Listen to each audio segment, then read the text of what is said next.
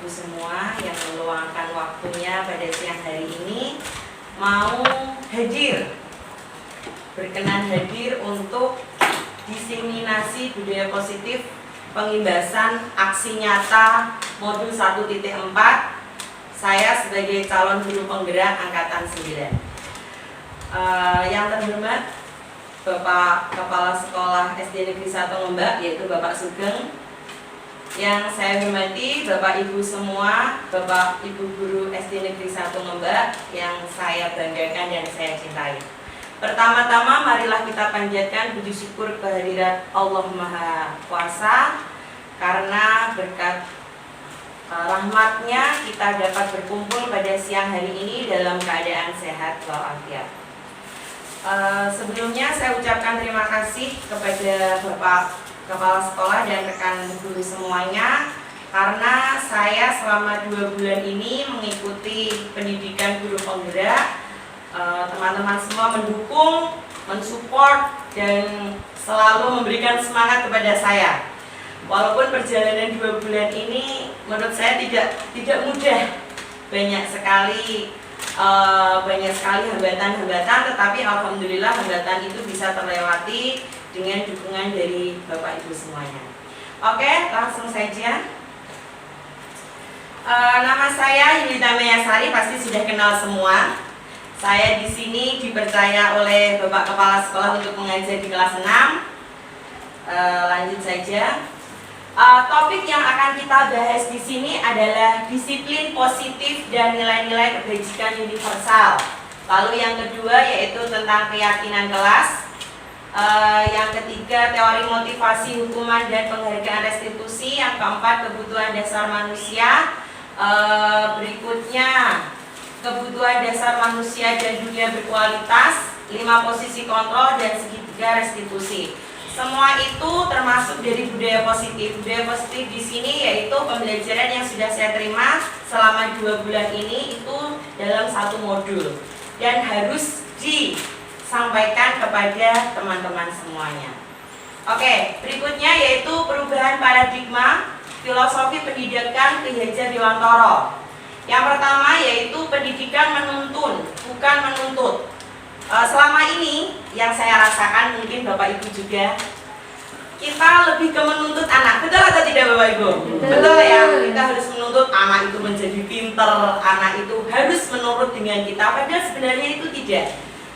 Kita harus menuntun mereka maunya apa, seperti itu. Berikutnya, sekolah merupakan taman dalam penumbuhan budi pekerti. Jadi anak disekolahkan oleh orang tuanya di sekolahan itu, mereka berharap anak itu nyaman berada di sekolahan. Dan kita sebagai pendidik, kita harus memberikan kenyamanan itu pada anak. Berikutnya, pembelajaran berpusat pada anak. Selama ini pembelajaran berpusat pada siapa Bapak Ibu? Pada guru ya. Anak sebagai objek, bukan sebagai subjek. Padahal anak seharusnya sebagai subjek. Berikutnya menyesuaikan kodrat zaman. Nah ini, zaman kita ini sekarang zaman digital. Nah kita harus dapat mengikuti perkembangan zaman itu. Nah ini tadi yang sedikit saya jelaskan, pendidikan menuntun, bukan menuntut. Di sini diibaratkan pendidikan adalah proses mengembangkan potensi dasar yang ada dalam setiap peserta didik. Diibaratkan guru itu sebagai petani. Peserta didik adalah benih padi. Sekeras apapun seorang petani tidak akan mengubah kodrat padi menjadi jagung dan sebaliknya. Yang dimaksud di sini adalah jika petani ingin menanam padi, pasti akan mencari bibit padi. Padi itu akan dirawat hingga tumbuh menjadi padi yang baik, bisa dipanen. Seperti juga seorang guru. Guru di sini diibaratkan sebagai petani, tidak bisa memilih bibit itu baik atau buruk. Bibit itu tidak mungkin bisa berubah. Kita beli bibit padi, tidak mungkin akan berubah menjadi bibit jagung. Tapi bagaimana cara seorang guru itu merawat, mendidik bibit itu, petani merawat bibit itu menjadi baik. Ladang di sini adalah sebagai sekolahan. Jadi guru sebagai petani, anak-anak sebagai bibit, dan ladang adalah sekolahan. Berikutnya, sekolah merupakan taman tumbuhnya budi pekerti. Contohnya, tempat persemaian benih-benih kebudayaan dalam masyarakat, ruang berlatih dan bertumbuhnya nilai-nilai kemanusiaan yang dapat diwariskan. Sekolah itu merupakan tempat yang menyenangkan. Anak-anak harus merasa senang berada di sekolahan. Dirindukan oleh anak. Jadi anak-anak itu berangkat sekolah atas kemauannya sendiri, bukan atas kemauan orang tua. Berikutnya, guru tidak sekedar mentransfer ilmu pengetahuan, namun juga menanamkan nilai karakter. Karena pada saat ini karakter anak-anak kita itu sangat kurang. Contohnya banyak terjadi pembulian, terus tawuran yang ada di mana-mana. Dan bagaimana kita sebagai guru harus menanamkan karakter yang baik kepada anak-anak. Berikutnya, berpusat pada peserta didik. Anak merupakan subjek pembelajaran, bukan objek pembelajaran yang bisa dibentuk sesuai keinginan guru. Nah, kita harus berubah mindset itu. Merubahnya bagaimana caranya? Dengan kita lebih kreatif, lebih bisa memahami karakter anak. Berikutnya, pendidikan didesain sesuai karakter anak dan mampu memenuhi kebutuhan murid. Lalu, menyesuaikan kodrat zaman. Tadi, zaman sekarang itu kita lebih ke zaman digital. Seperti yang kita lakukan tadi pagi, AMBK.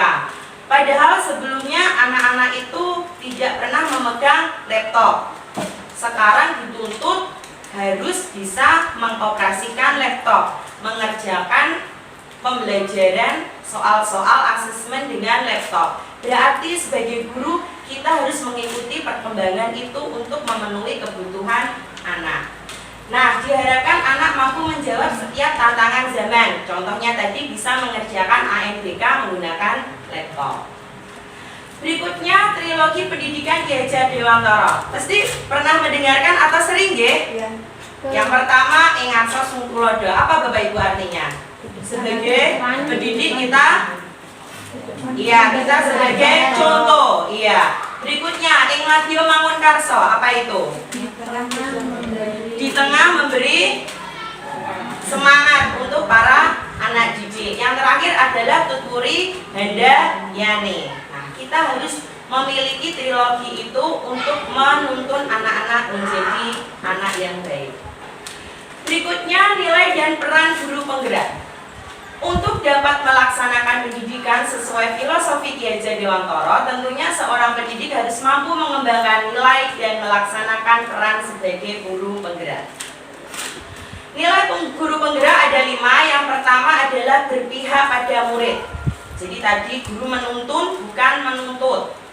Berikutnya adalah kolaboratif. Kita berkolaborasi dengan para rekan guru atau dengan wali murid. Berikutnya reflektif. Reflektif kita harus merefleksi setiap kali kita memberikan pembelajaran pada murid. Selama ini sudah kita lakukan belum? Belum ya. Misal setelah pembelajaran kita bertanya lagi, umpan balik kepada anak-anak. Anak-anak, bagaimana pembelajaran hari ini menyenangkan?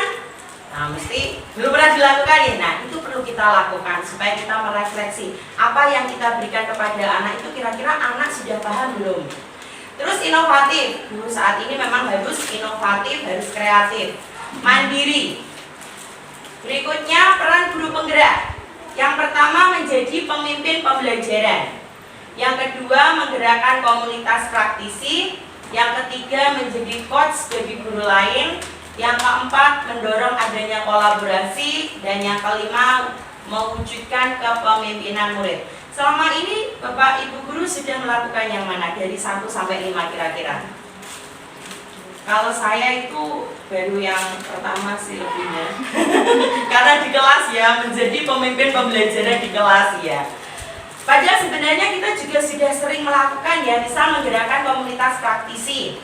Misal kita kemarin diminta untuk mengerjakan PMM di Bapak Ibu. Secara tidak langsung kita bekerja bersama-sama di situ, ya. Nah, itu sebenarnya juga sudah sebagai komunitas. Menjadi coach bagi guru lain, memberikan ilmu, berbagi ilmu, mendorong adanya kolaborasi. Misal setiap Jumat kita ada pembiasaan Asmaul Husna, kita kan tidak mungkin mengerjakan sendiri, ya, tetapi kolaborasi kita kerjakan bersama-sama. Dan yang terakhir mewujudkan kepemimpinan murid. Berikutnya visi guru penggerak. Nah, ini yang kita bahas kemarin waktu pendampingan individu yang kedua nih Bapak Ibu, terima kasih nih kemarin sudah mendampingi saya. Yang pertama yaitu sesuai filosofi Ki Hajar Dewantoro. Yang kedua memberikan arah tujuan. Yang ketiga perubahan ke arah positif. Yang keempat paradigma baru yaitu inquiry apresiatif melalui Bagja. Visi di sini adalah menjadi tujuan yang ingin kita capai. Visi adalah representasi kognitif mengenai gambaran masa depan, atau bisa dikatakan visi itu adalah harapan. Seperti kemarin kita diminta, Bapak Ibu diminta untuk mengisi kalimat rumpang itu ya. Nah, itu adalah harapan Bapak Ibu guru. Inginnya muridnya yang seperti apa ya? Nah, itu akan menjadi visi kita supaya tercapai. Berikutnya tahapan Bagja. Jadi setelah kita membuat visi kita akan membuat tahapan Bagja. Bagja di sini yang pertama adalah B, buat pertanyaan. Jadi kita membuat pertanyaan-pertanyaan kira-kira visi itu akan tercapai. Misal kemarin saya tentang akhlak mulia. Jadi bagaimana ya cara anak-anak ini berakhlak, memiliki akhlak yang baik. Kedua, ambil pelajaran. Kira-kira pelajaran apa ya yang bisa diambil dari akhlak itu? Manfaatnya apa untuk anak-anak? Berikutnya G yaitu gali mimpi. Mimpi di sini artinya kita memiliki harapan yang baik-baik. Jika anak memiliki akhlak yang baik, apa ya fungsinya untuk anak? Manfaatnya apa? Berikutnya jabarkan rencana. Rencana apa yang akan dilakukan untuk mencapai visi itu? Dan yang terakhir adalah atur eksekusi, artinya kita menjalankannya. Berikutnya budaya positif sekolah. Di sini ilustrasinya perubahan paradigma setuju dan tidak setuju. Jadi yang pertama, kira-kira Bapak Ibu setuju atau tidak? Hukuman dapat mendisiplinkan anak. Setuju atau tidak dengan pernyataan itu? Setuju. Alasannya apa, Pak? Dengan hukuman itu anak bisa mengontrol tingkah laku dan ucapannya. Oke. Ada yang lain? Yang kedua, pemberian hukuman dengan hal positif dapat meningkatkan disiplin anak. Setuju? Oke. Yang ketiga, memberi penghargaan dapat meningkatkan motivasi anak. Setuju. Tapi jawaban Bapak Ibu itu tidak ada yang salah, semuanya benar. Tapi itu saya lakukan dulu memang seperti itu. Setelah saya ikut pendidikan guru penggerak, ternyata itu kurang tepat Bapak Ibu. Jadi hukuman dapat mendisiplinkan anak itu kurang tepat. Jadi anak itu disiplin berarti karena takut, bukan karena yakin pada dirinya sendiri. Nah, padahal sebenarnya anak menaati peraturan. Setiap sekolah pasti punya peraturan. Nah, peraturan itu seharusnya disadari anak dan dilakukan anak dengan keyakinannya dia sendiri, bukan karena takut. Lalu yang kedua, pemberian hukuman dengan hal positif dapat meningkatkan disiplin anak. Namanya hukuman itu tidak ada yang positif ya. Kata hukuman itu tidak ada yang positif ya. Pasti hukuman itu negatif ya. Nah, jadi tidak ada kata hukuman dengan hal positif. Lalu yang ketiga, memberi penghargaan dapat meningkatkan motivasi anak. Itu boleh, tetapi anak akan cenderung, alah, engko aku nak ora ento penghargaan ya ora apa-apa lah. Ya, malah seperti itu, seakan-akan malah menyepelekan. Oke, berikutnya. Nah, sekarang saya minta kegiatan kepalan tangan. Di sini berdua, bisa berpasang-pasangan. Di sini ada A dan B, jadi tangan A dan tangan B. Anda dan teman Anda. Misal di sini Pak Lili adalah tangan A dan Miss Kunti adalah tangan B.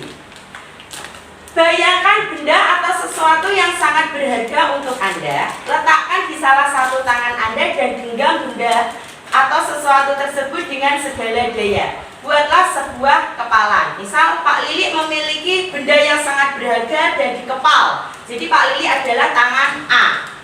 Dan tangan B adalah mencoba dengan sekuat tenaga dengan berbagai cara untuk meminta Anda si tangan A ini memberikan benda tersebut dengan cara membujuk, mengancam, menghardik, merayu, menyuap, apa saja agar dapat membuka kepala tangan Anda itu.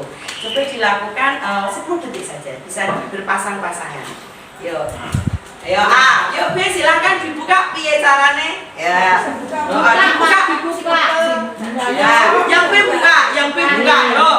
Oh, ya jangan mau Pak. Bayangkan ini benda yang berharga sekali Pak. Ayo dong. Ayo. Diancam, dirayu. Ayo coba bisa atau tidak? Bisa tidak? Dikasih uang.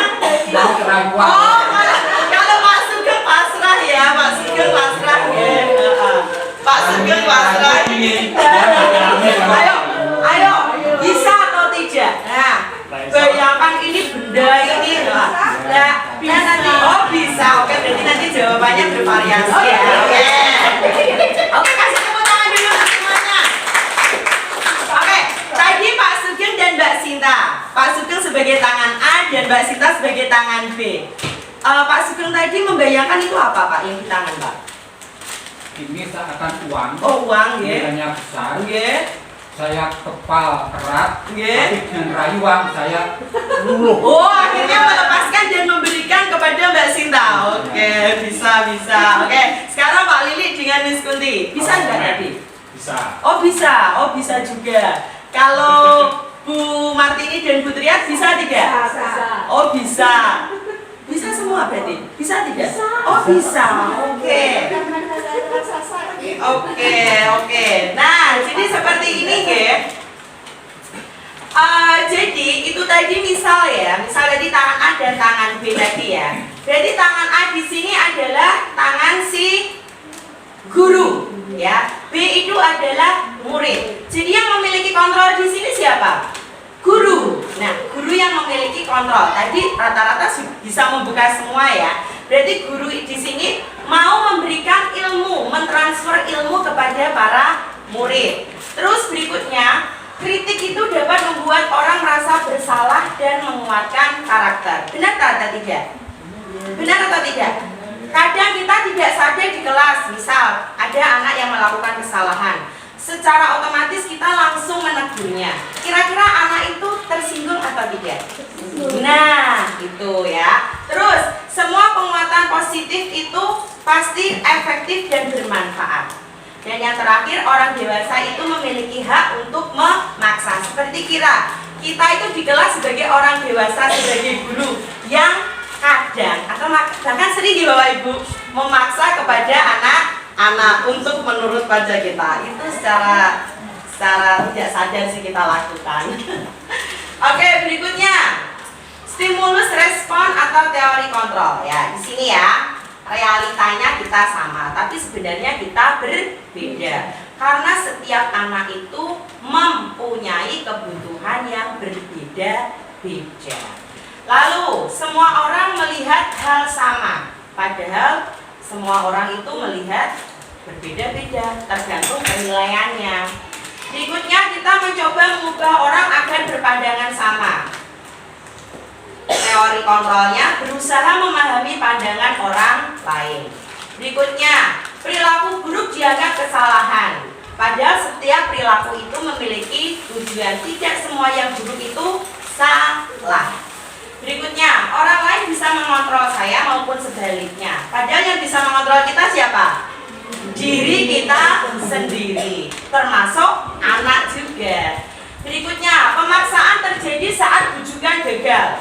Nah, tapi berarti bujukannya berhasil ya, makanya berhasil semua.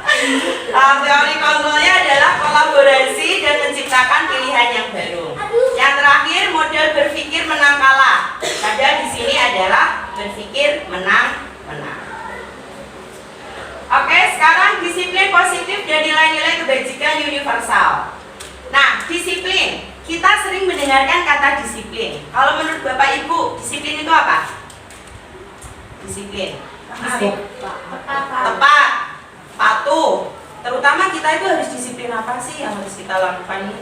Waktu ya. Saya sendiri juga sering molor.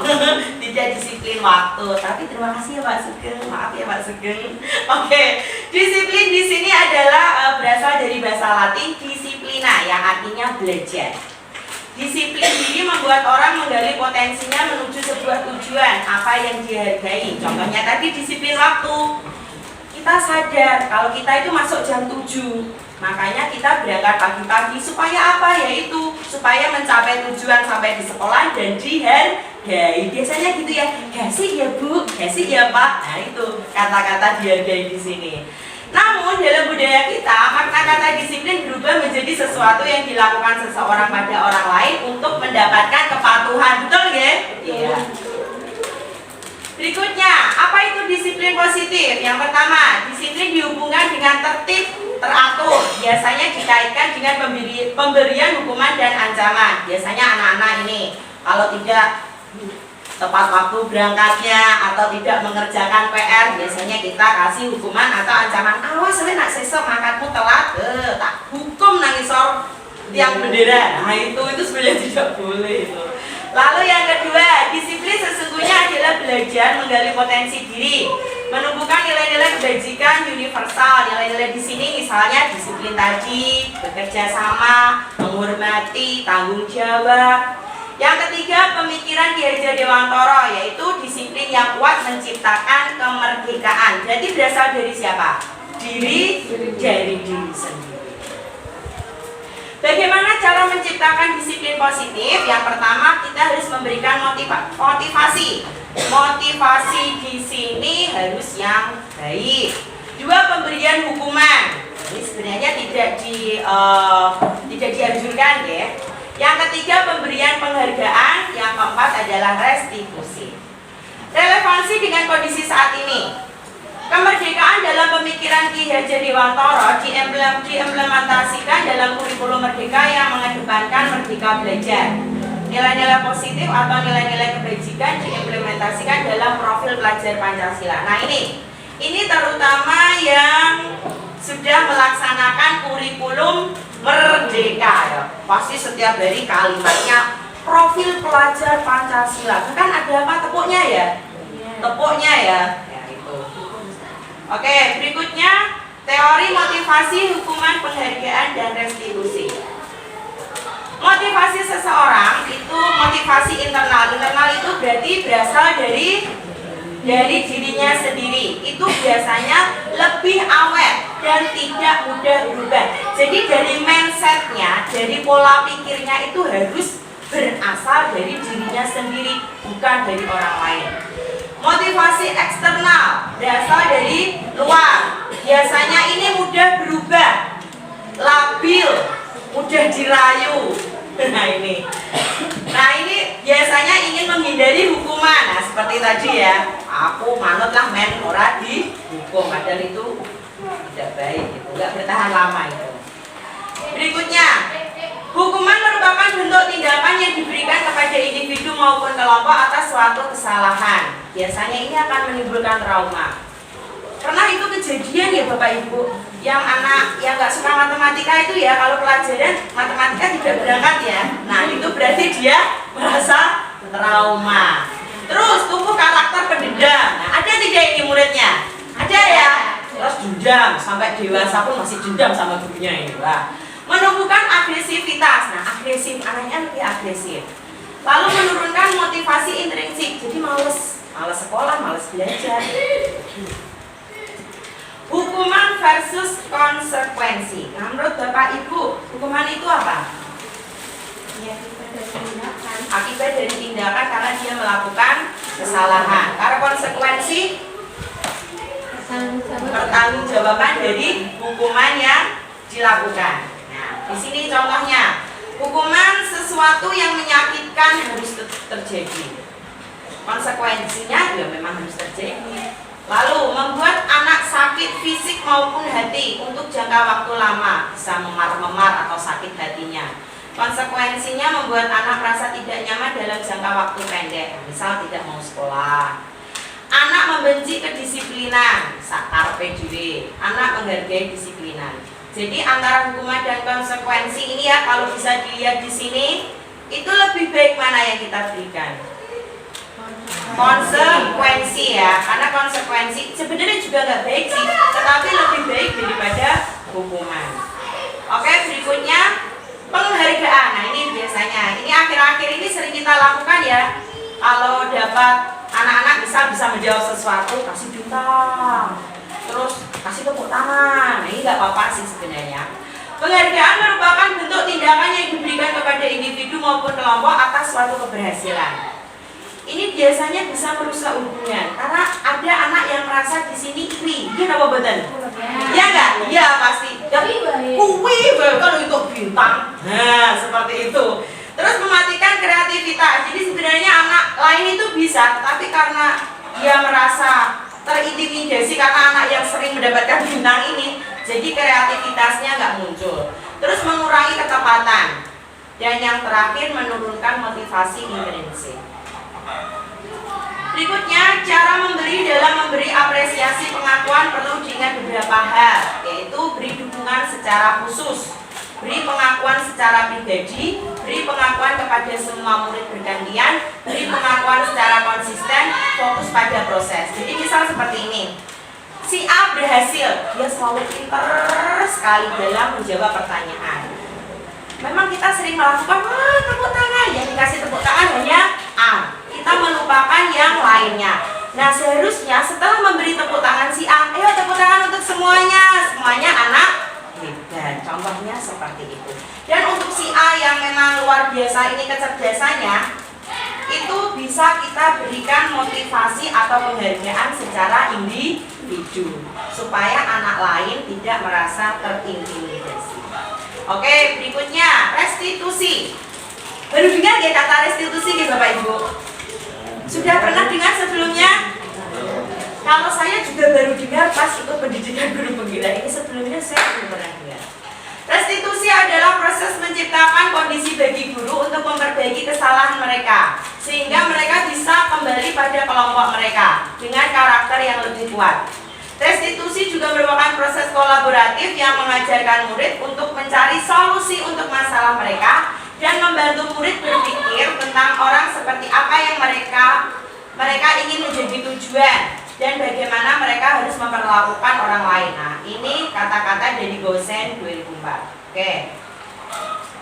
Ciri-ciri restitusi yang pertama, belajar dari kesalahan. Pasti manusia pernah melakukan kesalahan karena manusia itu tidak ada yang sempurna. Yang kedua, memperbaiki hubungan. Yang ketiga, tawaran bukan paksaan. Yang keempat, melihat dalam diri. Yang kelima, mencari kebutuhan dasar. Yang keenam, cara terbaik. 7, fokus pada karakter. 8, fokus pada solusi. 9, kembali ke lingkungan. Oke, di sini tadi ada hukuman, ada konsekuensi dan restitusi. Nah, kalau kita lihat hukuman di sini adalah sesuatu yang menyakitkan, konsekuensi itu adalah sesuatu yang harus terjadi, dan restitusi itu merupakan pilihan.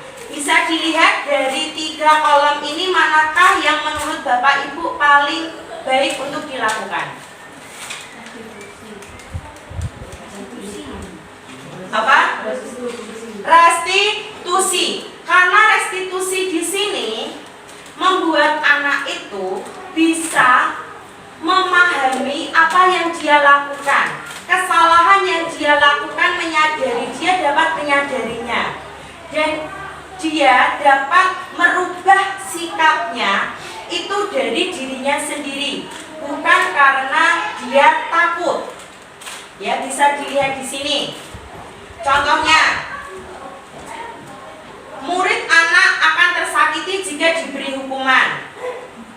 Kalau dia diberi konsekuensi, murid itu tidak nyaman. Tetapi kalau kita memberikan restitusi di sini, dia akan mendapatkan penguatan.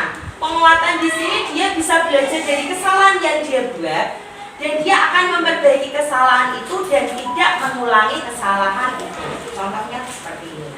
Dan masalah itu juga bisa terpecahkan. Misal anak ini punya masalah, dia tidak mengerjakan PR. Biasanya kita memberi hukuman apa? Memberi hukuman ya biasanya ya, suruh mengerjakan di depan. Kira-kira besok diulangi lagi tidak? Diulangi lagi. Nah, seharusnya kita memberikan restitusi konstitusi. Nah, bagaimana caranya? Kita mendekati dengan pelan-pelan. Oke. Kita mendekati dengan pelan-pelan. Kita menanyakan, anak itu dipanggil secara pribadi. Ditanyakan dulu, tadi sudah makan belum? Sudah sholat belum? Seperti itu. Tidak langsung, kamu tahu nggak dipanggil ke sini mau ngapain? Ya, tidak seperti itu. Wah, anak bisa menangis nanti. Kita tanya secara pelan-pelan. Nah, ditanya dulu seperti itu. Terus kamu tahu tidak? Tadi kamu dipanggil ke sini untuk apa? Terus kita jangan langsung menanyakan, tadi tidak mengerjakan PR ya? Tidak. Tanyanya pelan-pelan. Tadi PR-nya dapat nilai berapa? Dia akan mengaku sendiri tidak mengerjakan dulu. Oh, tadi tidak mengerjakan, kenapa? Nah, seperti itu. Tanyanya seperti itu. Tidak langsung, hei kamu, seperti itu tidak. Oke. Nah, dari itu kita bisa membuat keyakinan kelas. Bukan hanya aturan tetapi keyakinan kelas. Mengapa harus keyakinan kelas bukan peraturan kelas? Sebab sesuatu yang diyakini akan lebih mampu menggerakkan motivasi intrinsik yang ada pada diri seseorang dibanding hanya sekedar menaati peraturan. Kalau peraturan kelas itu biasanya kita copy paste dengan kelas lain, nggih.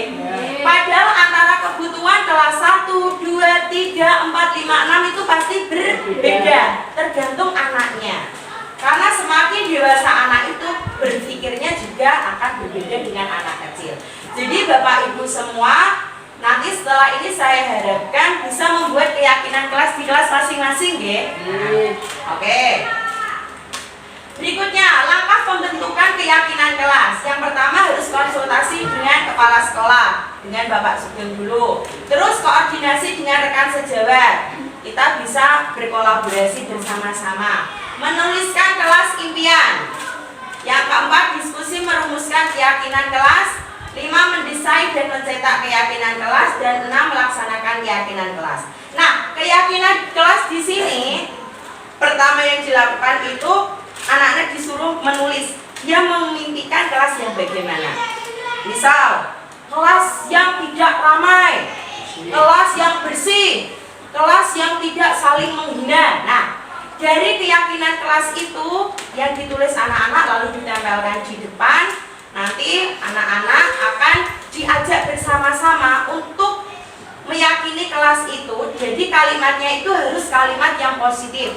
Jadi usahakan jangan menggunakan kata tidak. Misal, tidak boleh datang terlambat masuk kelas. Nah, bisa diganti apa? Kalimat positifnya bagaimana? Masuk kelas tepat waktu, misal seperti itu. Tidak membuang sampah di sembarang tempat. Membuang sampah di tempat sampah atau tempatnya, seperti itu. Oke. Ini bukti nyatanya belum saya upload. Oke, lanjut saja. Kebutuhan dasar manusia dan dunia berkualitas. Nah, kebutuhan dasar manusia tanpa kita sadari, bukan hanya anak-anak saja, kita juga butuh ini ya Bapak Ibu. Iya, Bapak Boten. Tapi dari 1 sampai 5 yang paling Bapak Ibu butuhkan yang mana? 2.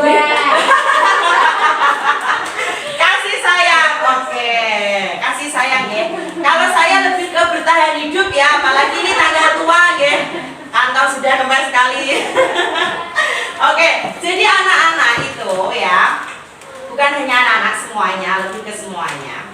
Itu membutuhkan kebutuhan dasar. Yang pertama bertahan hidup, itu lebih ke bersifat fisiologis ya. Yang kedua kasih sayang, membutuhkan kebutuhan untuk diterima. Kalau anak-anak di sini berarti diterima oleh bapak ibu gurunya. Mau apa kondisinya? Kita kan mesti berharap anak-anak itu anak yang pintar. Tapi apakah di kelas seperti itu? Tidak. Tanpa kita sadari, mesti anak saya maaf kurang pintar, kita tinggalkan. Ya. Jadi anak itu kurang mendapatkan kasih sayang, itu tidak boleh. Ya. Terus penguasaan, pengakuan atas kemampuan. Nah itu kebebasan, kebutuhan akan pilihan. Anak-anak di sini itu tidak semua anak-anak suka metode pembelajaran ceramah. Ya, apa betul? Kadang kita ngomong terus anak-anak, nah berarti dari situ kita harus kreatif, kita harus dapat berinovasi, kita harus memberikan pembelajaran yang kreatif. Oh, muridku kok kelihatannya bosan ya dengan metode ceramah, berarti besok aku mau mengajar pakai LCD, mau dengan video atau dengan audio. Nah, bagaimana cara kita untuk membuat anak itu merasa bebas? Bebas di sini bukan lari-larian, ya. Bebas di sini menemukan pilihan mereka. Tapi kalau mereka ditanya kan tidak mungkin. Mereka mau menjawab, kok mau belajar apa? Mesti kan diem, ya kan? Tapi dari pengamatan kita bisa melihat, oh anak ini jenuh dengan model pembelajaran kita. Nah, kita harus kreatif. Lalu kesenangan, kebutuhan akan rasa senang. Di sini lebih kenyaman ya. Anak-anak harus merasa nyaman ada di kelas dan di sekolahan. Mereka tidak merasa tertekan berada di kelas atau di sekolahan. Oke, dunia berkualitas. Dunia berkualitas merupakan tempat khusus dalam pikiran yang memuat gambaran dari semua yang diinginkan. Artinya berkualitas di sini adalah bukan berkualitas dalam segi kita harus mendapatkan piala ranking 1, bukan ya. Tetapi kembali lagi ke anak itu, dia merasa aman dan nyaman berada di sekolahan. Murid juga memiliki gambaran dunia yang berkualitas. Sebagai seorang guru tentunya kita ingin menanamkan hal-hal yang bermakna dan nilai-nilai kebajikan. Agar dapat menanamkan hal-hal yang bermakna serta nilai-nilai kebajikan dalam diri seorang murid, guru harus mampu menggunakan informasi serta menempatkan diri dalam posisi kontrol yang tepat. Jadi di sini posisi kontrol dari sekolahan, dari kelas adalah guru. Oke, 5 posisi kontrol menurut Jan Gosen. Ya, di sini adalah para guru ya. Yang pertama adalah penghukum, 2 pembuat orang merasa bersalah, 3 teman, 4 monitor atau pemantau, 5 manajer. Selama ini Bapak Ibu guru merasakan mengalami yang mana? 2. Pembuat orang merasa bersalah. Oke, tidak apa-apa. Mbak Ut nomor pira, Mbak? Cici. Nomor 1. Kalau saya itu lebih ke nomor 1 dan 2. Saya seringnya itu ini, ya memang saya akui itu penghukum, sering menghukum di sini artinya bukan suruh lari-lari, bukan ya. Penghukum di sini biasanya, oh kamu itu. Nah, kata-kata itu kan juga mempengaruhi verbalnya ya, bukan hanya fisiknya saja, tapi psikisnya kan. Terus pembuat orang merasa bersalah. Nah, pasti anak itu tidak akan nyaman. Nah, di sini teman itu adalah kita sebagai teman anak-anak. 4 pemantau mengawasi anak dengan sanksi atau konsekuensi bukan hukuman.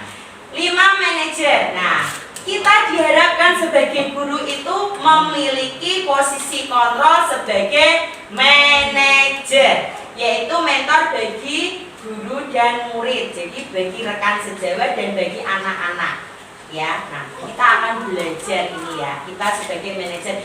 Ini memang dibutuhkan bukan hanya teori saja, tetapi dengan keyakinan yang kuat. Kadang kan manusia penuh dengan emosi, ya.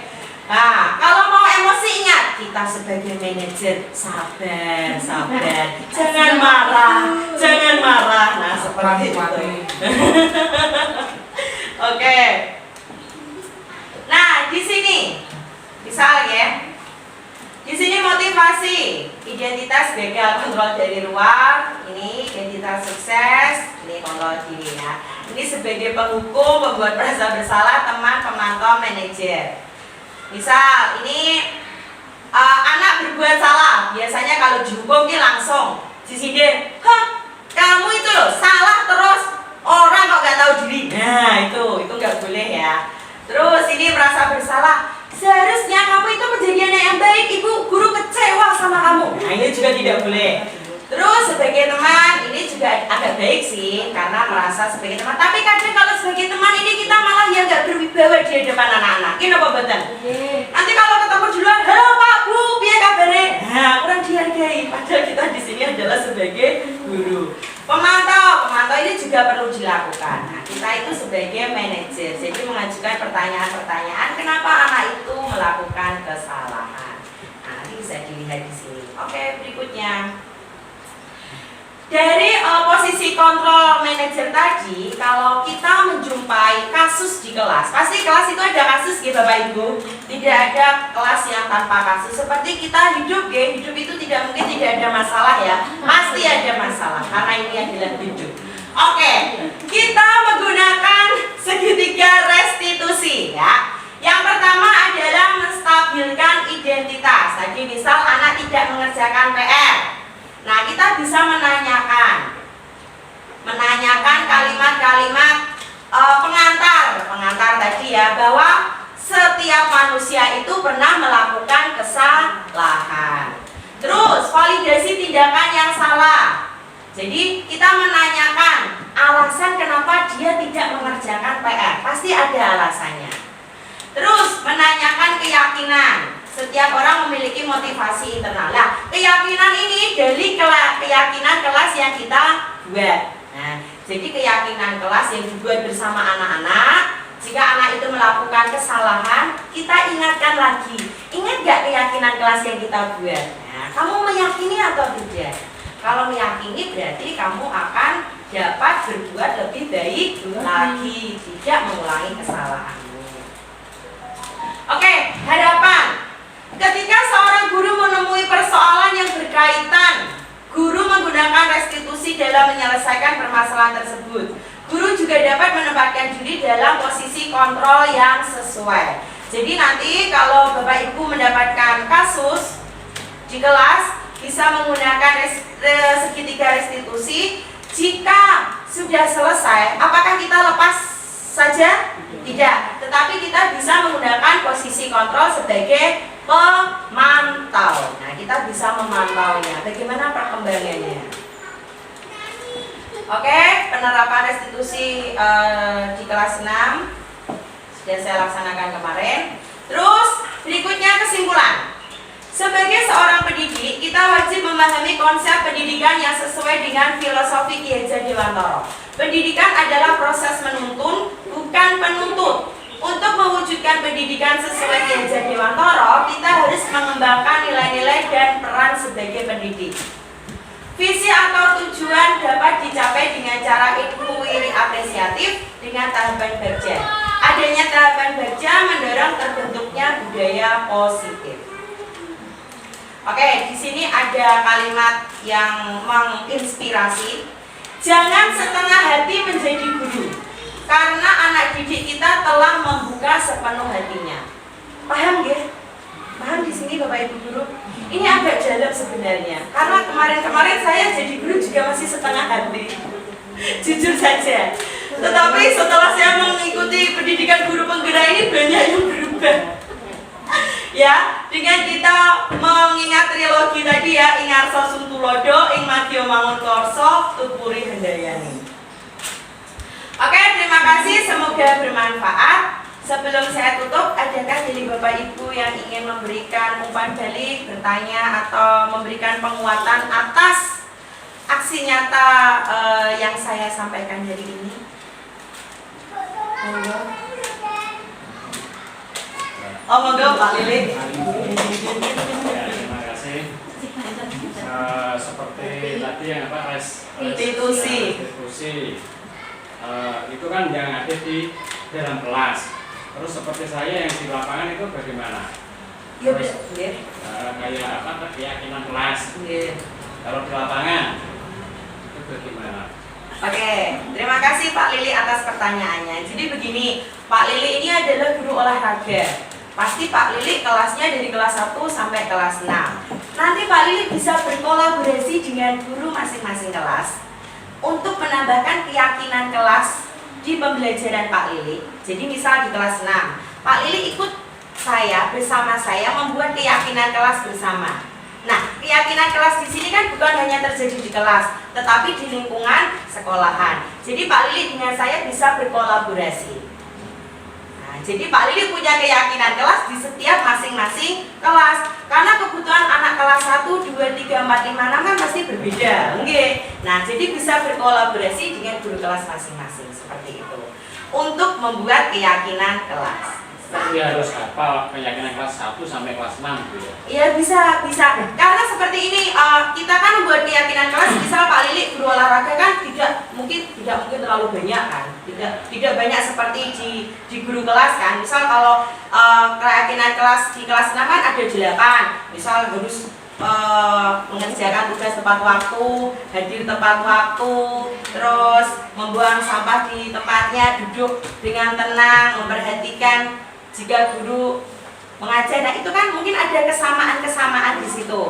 Sebenarnya kan keyakinan kelas antara kelas 1 dan yang lain kan hampir sama. Cuman tergantung bagaimana anak-anak menyikapinya seperti itu.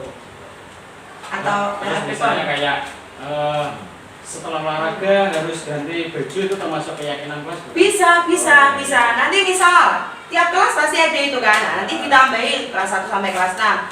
Setiap selesai olahraga langsung ganti baju dan masuk kelas. Nah, karena memang saat ini kan anak-anak kalau setelah olahraga masih jajan, nanti ganti bajunya dikejar-kejar baru ganti baju. Bisa. Nanti bisa kolaborasi dengan guru kelas masing-masing. Seperti itu. Oke Pak Lili, kasih tepuk tangan untuk semuanya. Monggo siapa lagi? Ya karena monggo Pak Sugeng.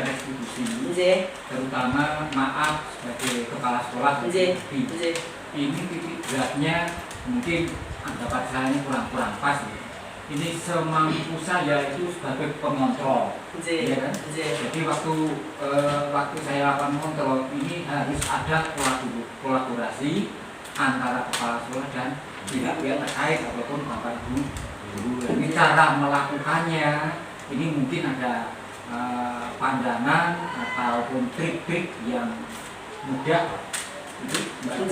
Oke, terima kasih Pak Sugeng atas pertanyaannya. Jadi setelah saya mempelajari ini sepertinya seperti ini Pak.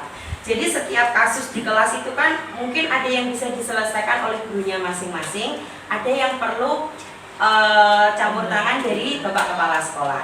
Nah, mungkin dari kasus-kasus itu kan ada yang kecil, ringan, atau mungkin kasus yang berat. Seperti kemarin ada anak kelas 5 itu yang bercanda sampai punggungnya sakit, itu mungkin memang dari guru kelas 5 perlu menyampaikan kasus itu kepada Bapak Kepala Sekolah. Nah, berarti harus memang ada kolaborasi Pak, sering ada komunikasi antara guru kelas dan Kepala Sekolah. Mungkin pada waktu kita harus mempunyai waktu khusus refleksi. Nah, refleksi di sini bisa menyampaikan hal yang positif atau mungkin hal-hal yang perlu kita sampaikan untuk peningkatan sekolah kita.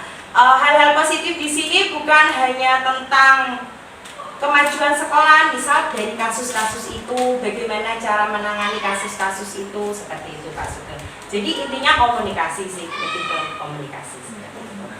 Oke, terima kasih Pak Sugeng. Ada yang lain Bapak Ibu mau menambahkan atau mungkin mau bertanya? Sudah cukup? Oke, terima kasih Bapak Ibu semuanya atas waktunya mau berkenan hadir di sini. Mohon maaf apabila dalam penyampaian tadi ada salah-salah kata atau mungkin tidak berkenan di hati Bapak Ibu semuanya. Saya di sini sama-sama masih belajar. Kita sama-sama berdoa untuk kemajuan sekolah kita. Semoga budaya positif ini dapat mengimbas di sekolah kita sehingga anak didik kita merasa nyaman berada di sekolahan.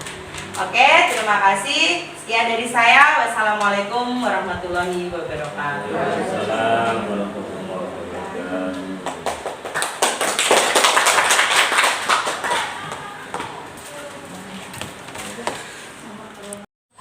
Selamat pagi anak-anak.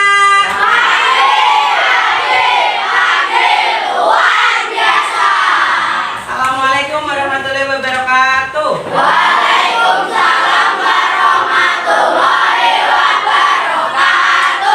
Gimana kabarnya hari ini? Oke, kita langsung mulai saja ya. Kemarin kita sudah membuat aturan kelas. Nah, sekarang kita akan membuat keyakinan kelas. Nah, tadi kertasnya sudah dibagi ya? Oke, sekarang kalian bisa menulis keyakinan kelas apa yang ingin kalian rasakan, yang ingin kalian tulis di kertas ini. Nah, seperti apa kelas yang kalian inginkan? Kelas yang nyaman atau kelas yang bersih, suasananya bagaimana? Silakan ditulis. Yo, Mas Andre ingin kelas yang bagaimana? Ya, ditulis. Aturan apa yang ingin kalian tulis? Yang kalian ingin rasakan di kelas? Aturan yang bagaimana? Silahkan ditulis. Kalian menginginkan kelas yang bagaimana? Kelas yang nyaman. Yang sudah bisa ditempelkan? Ya, sini. Taruh sini. Ayo, maju. Nah, ya, langsung deh Bapak. Ya, ya. Yang sudah langsung ditulis ke depan. Ya, sini. Oke. Misal ini, tidak ada lagi pembulian. Oh, benar. Terus, nih misal melaksanakan piket tepat waktu. Oke. Tidak boleh mengejek teman. Ya. Yo, yang lain mungkin. Ayo, sini. Apa ini? Berangkat tepat waktu. Ya. Ini. Melaksanakan piket kelas. Ya. Ini apa? Tidak mengejek teman. Oke. Ini kelas tepat waktu. Ini tidak boleh membuli. Ya. Ini apa? Melaksanakan piket kelas. Ya, oke.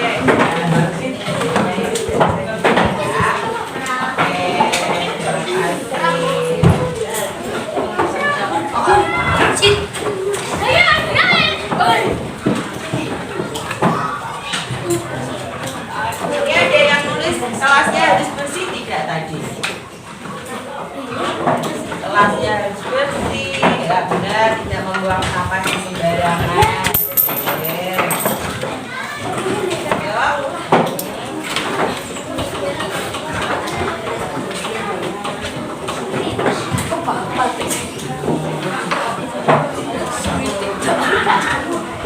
Sudah semua? Sudah ya? Oh, ada yang belum. Ayo Dan, sini Dan. Oke, Dan.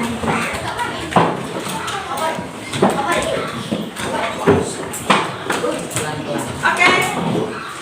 Ini tadi dari 35 siswa sudah memiliki pendapat masing-masing ya. Oke. Sekarang kita baca satu per satu. Oke.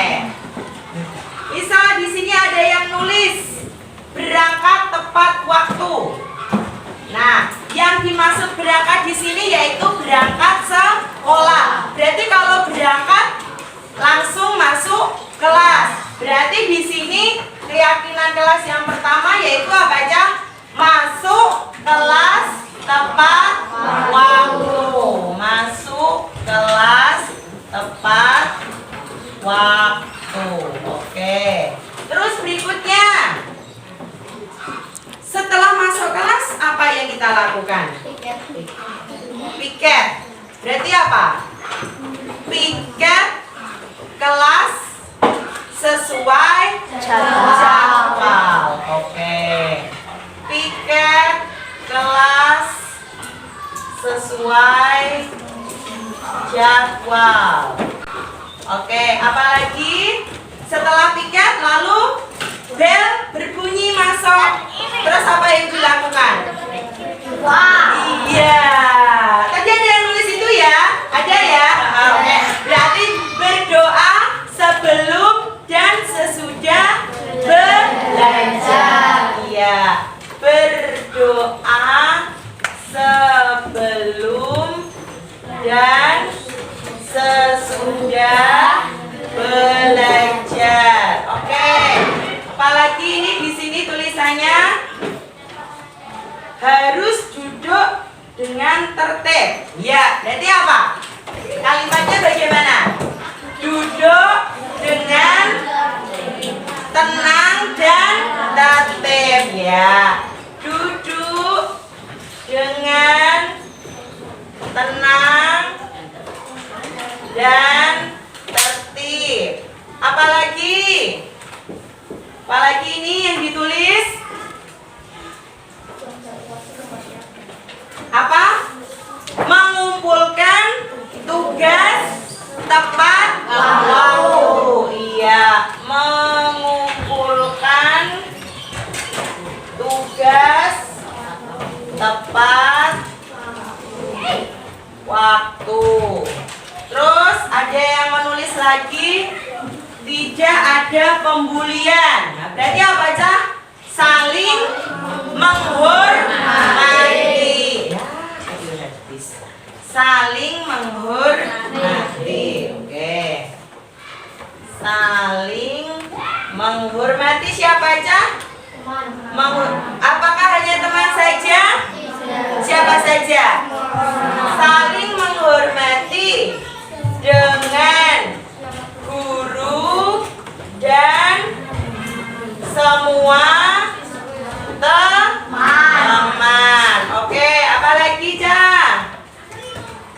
Apa lagi? Membuang sampah di tempat sampah. Iya.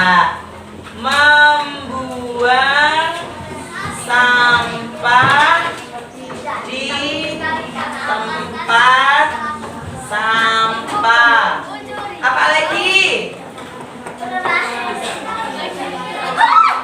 Tidak makan di ruang kelas bagaimana? Berarti kalau istirahat makannya nanti di luar kelas. Iya. Setuju tidak? Oh, kalau tidak berarti tidak usah. Harus kesepakatan bersama ya. Boleh makan di kelas, tapi setelah itu harus dibersihkan lagi. Terus apa lagi? Apa lagi? Membawa buku sesuai jadwal. Iya. Membawa buku sesuai jadwal pelajaran. Ada lagi? Ini menjaga kebersihan sudah ya tadi ya. Terus apa lagi? Sudah ya Cahya? Sudah semua? Oke. Dari 8 keyakinan yang sudah kalian tulis ini tadi mengandung nilai-nilai kebajikan universal. Nilai-nilai kebajikan di sini adalah contohnya disiplin, bertanggung jawab, saling menghormati. Nah, misal masuk kelas tepat waktu, berarti termasuk nilai disiplin. Lalu piket kelas sesuai jadwal. Disiplin. Berdoa sebelum dan sesudah belajar. Kewajiban ya. Kewajiban. Lalu duduk dengan tenang dan tertib. Disiplin.